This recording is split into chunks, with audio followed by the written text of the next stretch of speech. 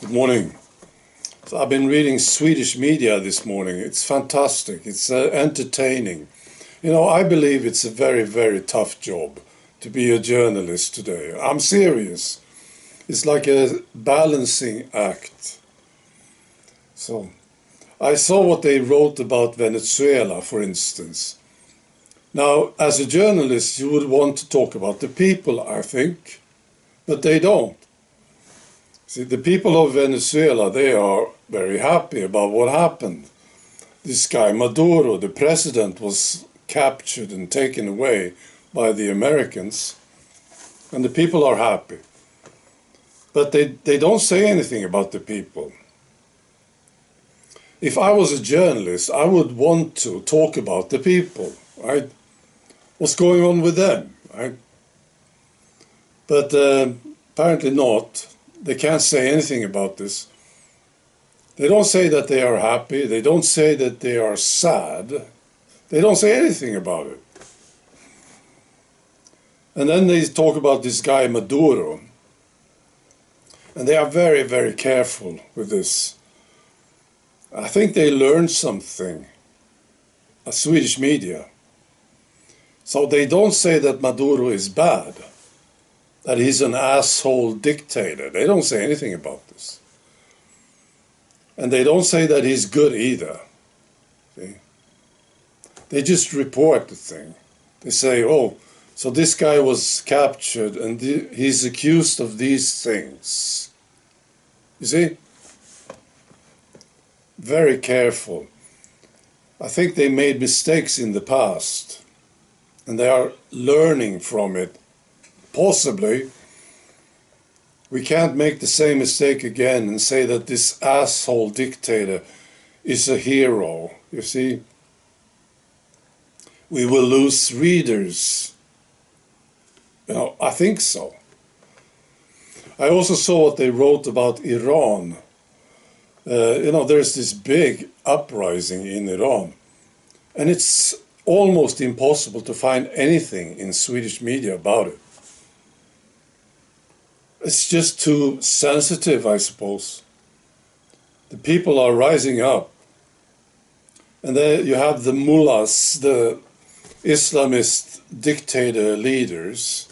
They don't say anything about it. Maybe it's because they have this book. You know? I mean, the mullahs, they are reading a certain book, right? I don't know why they don't say anything about it. No, it's hard to say, but I believe it's a very huge uprising in Iran right now. This is what I understand. And I'm very happy about it. The people are fed up with these mullahs. You know, assholes. So maybe they are getting rid of them. You know, another thing that media is not talking about is the people who didn't take the injection. Did you ever read anything about this thing? The COVID injection. There should be a good story there, I think, because all the people who didn't take the injection, they should be dead now, right? That's a pretty sensational story. Huh? These people, they are supposed to be dead, but they are still alive. Why don't they talk about it? And I don't think they talk about the people who didn't take the vaccine are happy. They are. They are very pleased with this decision.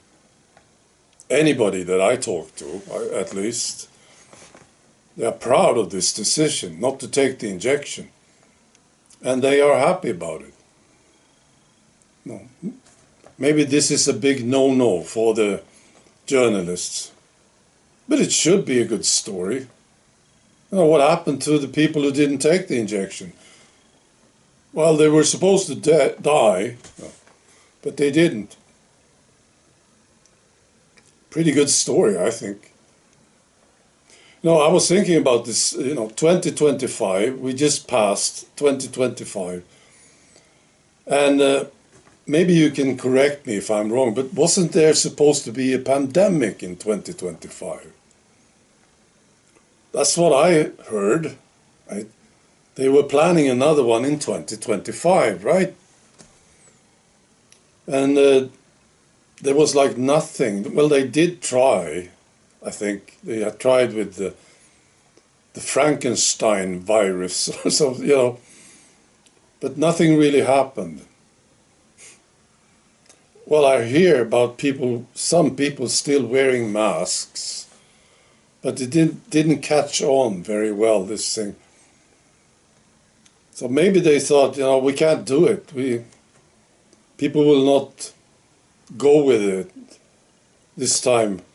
They have to come up with something worse, I believe. This is my advice to the people who are planning pandemics. It must be worse this time. So last time you said that people would die, and if you didn't take the injection, you would kill your friends and family members, right? So it has to be worse. And then I thought, why not do as the Christians, like the Christians did? They came up with something worse, didn't they? Well, you're not going to die, but you'll end up in a place where you will suffer forever. You will have pain and fire forever. And it will never end. That's pretty awful, isn't it? So that's my advice to Bill Gates and the other guys. Yeah, you should do as the Christians did. And maybe people will buy it. Maybe you can scare people this time again. Because apparently it didn't really work with this thing. You will all die if you don't take the injection. But people know that the people who didn't take the injection, they didn't die. See? So it's going to be tough. So you have to come up with something very terrible, like eternal pain and fire. That's my advice. This thing with the Christians and the eternal pain and fire, it's not really working anymore, is it? I don't think so. There are still people who believe it, of course. But it's pure bullshit. That's what it is. And I think a lot of people realize this. What are you talking about? Eternal pain and fire? You never die, you just suffer forever. Who came up with this idea? Stupid thing. All right. Be good.